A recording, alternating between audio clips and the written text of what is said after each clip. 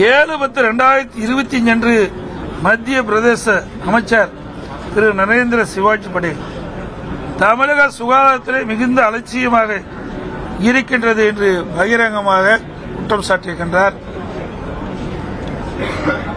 அதோடு சென்னை அசோக் நகரில் மருத்துவ நிறுவன உரிமையாளரான ஜி ரங்கநாதன் அவர்களை மத்திய பிரதேச சிறப்பு விசாரணை குழு கைது செய்யப்பட்டது.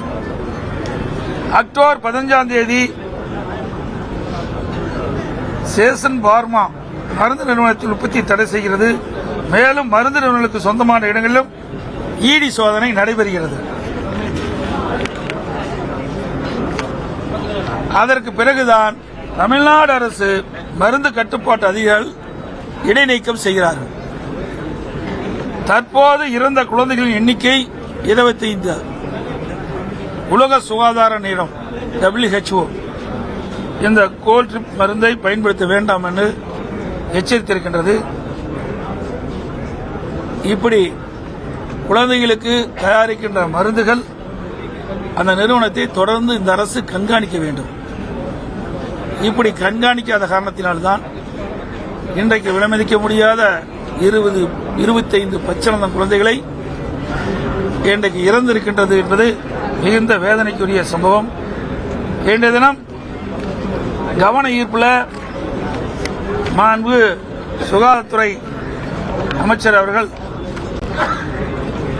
பதில் கொடுத்திருக்கிறார். அதில் 1/10/2019 அன்று நடைபெற்ற ஆய்வின் அடிப்படையில் சட்ட நடவடிக்கையின் காரணமாக மருந்து உற்பத்தி ப்ராடக்ட் சஸ்பென்ஷன் 2 வாரங்களுக்கு நிறுத்தி வைக்கிறாங்க. அப்போ அது மருந்து இந்த கம்பெனி சோதனை செஞ்சு அது தவறு இருக்கின்ற காரணத்தினால இந்த நடவடிக்கை எடுக்கப்பட்டது. 27/11/2020 அன்று நடைபெற்ற ஆய்வின்படி அந்த நிறுவனத்தின் மீது வழக்கு தொடரப்பட்டு நீதிமன்றம் 25,000 ரூபாய் அபராதம் விதிக்கின்றது. சிறை தண்டனையும் வழங்கப்பட்டது. 21/12/2020 அன்று நடைபெற்ற ஆய்வின் அடிப்படையில் சட்ட நடவடிக்கையின் காரணமாக மருந்து உற்பத்தி ப்ராடக்ட் சஸ்பென்ஷன் 2 வாரங்கள் நிறுத்தி வைக்கப்படுது. அதுக்கு பிறகு 14/2/2022 அன்று நடைபெற்ற ஆய்வின்படி வழக்கு தொடரப்பட்டு நீதிமன்றத்தில் 60,000 ரூபாய் அபராதமும் சிறை தண்டனையும் விதிக்கப்படுகிறது. 30/6/2023 அன்று நடைபெற்ற சோதனைப்படி குறைபாடுகள் உள்ள மருந்து உற்பத்தி நிறுவனத்திற்கு 1 மாதத்திற்கு மருந்து உற்பத்தியை நிறுத்தி வைக்கப்படுகிறது. இதையெல்லாம் இந்த மருந்து நிறுவனத்தில் சோதனை செய்யப்பட்ட காலகட்டம். இந்த சோதனையில் இந்த மருந்து கம்பெனி தயாரித்த மருந்தில் பல்வேறு முறைகேடு இருக்கின்ற காரணத்தினால் அதையெல்லாம் அப்பொழுது சோதனையின் அடிப்படையில் கண்டுபிடிக்கப்பட்டு நீதிமன்றத்தின் மூலமாகவும் அபராதம் விதிக்கப்பட்டது, தண்டனையும் விதிக்கப்பட்டது. இப்படி இருக்கின்ற சூழ்நிலையில் இந்த அரசு விழிப்போடு இருந்து செயல்பட்டிருக்க வேண்டும். இந்த நிறுவனம் ஏற்கனவே பல முறை தவறு செய்யப்பட்டிருக்கின்றது.